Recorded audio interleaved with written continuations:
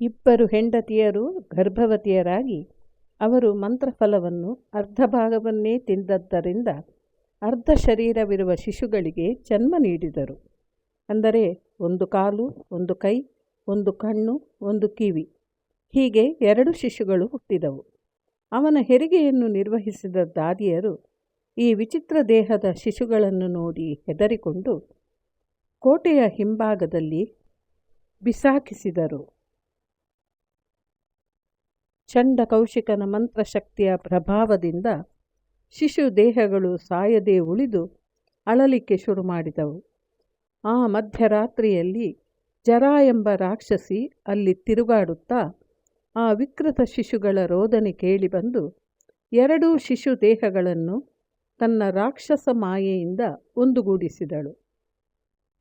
ಈಗ ಶಿಶುವಿಗೆ ಸಂಪೂರ್ಣ ದೇಹ ಬಂದು ಭಯಂಕರವಾದ ಸಿಡಿಲು ಧ್ವನಿಯಿಂದ ಅಳುವುದಕ್ಕೆ ಪ್ರಾರಂಭಿಸಿತು. ಮಗುವಿನ ರೋದನದ ಧ್ವನಿಗೆ ಅಂತಃಪುರದಲ್ಲಿ ಎಲ್ಲರೂ ಭಯದಿಂದ ಎದ್ದು ಕುಳಿತರು. ಕಾವಲುಗಾರರು ಓಡಿ ಬಂದು ಬೃಹದ್ರಥನಿಗೆ ವಿಷಯವನ್ನು ತಿಳಿಸಿದರು. ಬೃಹದ್ರಥನು ಬಂದು ನೋಡಿದಾಗ ಜರ ರಾಕ್ಷಸಿಯ ಕೈಯಲ್ಲಿ ಮಗುವಿತ್ತು. ಮಹಾರಾಜ, ನನ್ನ ಹೆಸರು ಜರ. 2 ಭಾಗಗಳಾಗಿ ಬಿದ್ದಿರುವ ಈ ಮಗುವಿನ ದೇಹ ಭಾಗಗಳನ್ನು ನಾನೇ ಒಂದುಗೂಡಿಸಿದ್ದೇನೆ. ಇವನು ನಿನ್ನ ಮಗ. ವಜ್ರ ಸಮಾನವಾದ ದೇಹವಿದೆ ಇವನಿಗೆ. ದೇವತಾಂಶದಲ್ಲಿ ಹುಟ್ಟಿದವರು ಮಾತ್ರ ಇವನ ಜೊತೆ ಹೋರಾಡಬಲ್ಲರು. ಅನ್ಯರಿಂದ ಸಾಧ್ಯವಿಲ್ಲ ಮಹಾರಾಜ ಎಂದು ಹೇಳಿ ಮಗುವನ್ನು ಮಹಾರಾಜನ ಕೈಯಲ್ಲಿಟ್ಟಿದ್ದಳು ಜರ. ಬೀದಿಯಲ್ಲಿ ಕಳೆದು ಹೋದ ಗಂಟು ಮನೆಗೆ ಬಂದು ಸೇರಿದ ಹಾಗಾಯಿತು. ಹೌದು, ಬ್ರಹ್ಮಾನಂದವಾಯಿತು ಬೃಹದ್ರಥನಿಗೆ. ಜರ, ನೀನು ಮಾಡಿದ ಮಹೋಪಕಾರಕ್ಕೆ ನಿನಗೆ ಏನು ಕೊಟ್ಟರೂ ನಿನ್ನ ಋಣ ತೀರದು. ನೀನು ರಾಕ್ಷಸಿಯಾದರೂ ನನಗೆ ದೇವತೆಯಾಗಿರುವೆ. ಇಂದಿನಿಂದ ನಿನಗೆ ಈ ಕೋಟೆಯ ಬಳಿಯಲ್ಲಿಯೇ ನಿನಗೆ ಸ್ಥಿರ ನಿವಾಸ ಮಾಡಿಸುತ್ತೇನೆ.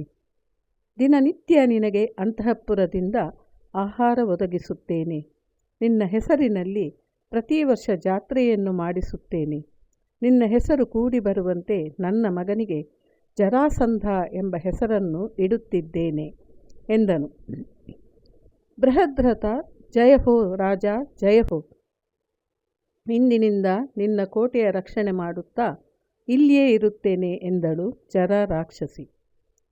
ನೋಡಿ, ಜರಾಸಂಧನು ಈಗ ದೊಡ್ಡವನಾಗಿದ್ದಾನೆ. ಈ ಭೂಮಂಡಲಕ್ಕೆ ಸಾರ್ವಭೌಮನಾಗಬೇಕೆಂಬ ಹಂಬಲದಲ್ಲಿದ್ದಾನೆ. ಜರಾಸಂಧನ ಜೊತೆ ಯುದ್ಧ ಮಾಡಿ ಗೆಲ್ಲಲು ಯಾರಿಂದಲೂ ಆಗದು. ಯಾಕೆಂದರೆ ಅವನ ನಕ್ಷತ್ರದಲ್ಲಿ ಹುಟ್ಟಿದವನಿಂದ ಮಾತ್ರ ಮರಣ ಬರುವುದೆಂದು ಪರಮಶಿವನು ವರವನ್ನು ನೀಡಿದ್ದಾನೆ. ಈಗ ಜರಾಸಂಧನು ಪ್ರಪಂಚ ಸಾರ್ವಭೌಮ ಅಧಿಕಾರವನ್ನು ಪಡೆಯಲಿಕ್ಕೆ ಭೈರವ ಪೂಜೆಯನ್ನು ಮಾಡುತ್ತಿದ್ದಾನೆ. ಭೈರವನಿಗೆ ಬಲಿ ಕೊಡಲಿಕ್ಕೆಂದು ನಾನಾ ದೇಶದ ಯುವ ರಾಜಕುಮಾರರನ್ನು ಪಾತಾಳ ಕಾರಾಗೃಹದಲ್ಲಿ ಬಂಧಿಸಿಟ್ಟಿದ್ದಾನೆ. ಈ ಕಾರ್ಯಕ್ಕಾಗಿ ಕ್ಷುದ್ರ ದೇವತೆಯರ ಸಹಕಾರ ಅವನಿಗಿದೆ ಎಂದು ಜರಾಸಂಧನ ಕಥೆಯನ್ನು ಹೇಳಿದ ಶ್ರೀಕೃಷ್ಣ. ಇದು ಮುಂದಿನ ಭಾಗದಲ್ಲಿ ಮುಂದುವರಿಯುತ್ತದೆ.